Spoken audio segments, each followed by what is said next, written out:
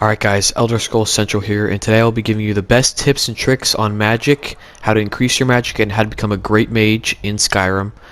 And yeah, let's get right to it, boys.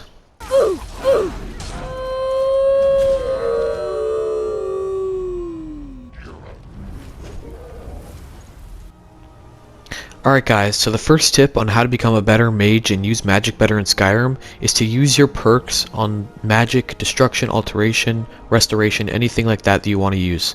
So what you want to do is when you level up you get a perk, so you want to go to skills and you can use it on destruction, conjuration, restoration, alteration. That's all forms of magic. I use mine on destruction because I like to use my magic in battle. And so when you first get into perks, when you first level up, none of these are going to be developed, and you're just going to have the first one, which is Novice Destruction, and you're going to have to use your perk on that, on any of these three: restoration, alteration, conjuration, and destruction.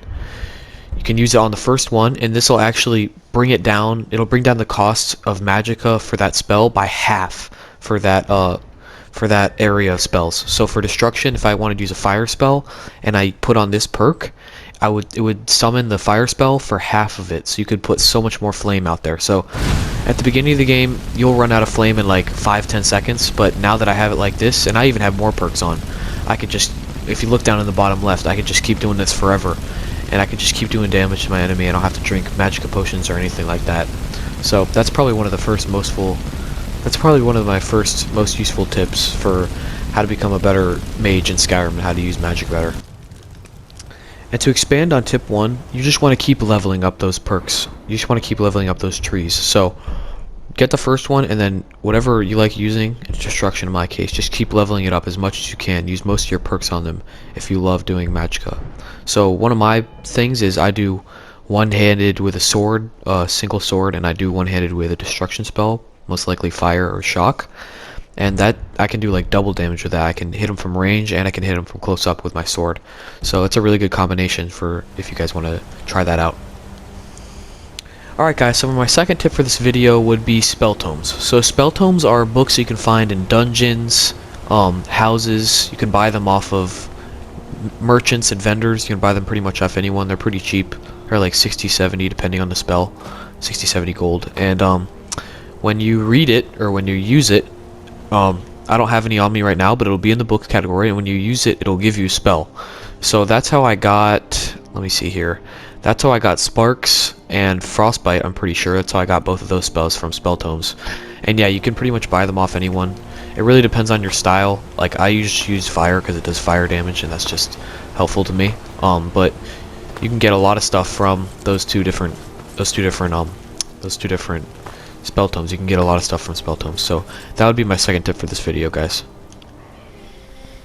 Alright guys, my third and final tip is one that's going to take a little bit of remembering and a little bit of experience and knowledge. So you want to know when to use each spell in each situation. So say I was fighting a flame atronach. How would we want to use, and I was using a flame spell? Well, obviously that wouldn't do any damage because flame atronachs are literally made of flames, and if I hit them with a flame spell it wouldn't do any damage. So in that situation I'd probably want to use ice spike or frostbite, something that's the exact opposite of flames, which is ice and stuff that's cold. So that would even do extra damage to that enemy. But if I was going up against like a frost troll, for example, I'd want to use the flames, because then that's the exact opposite of what the frost troll is made to resist.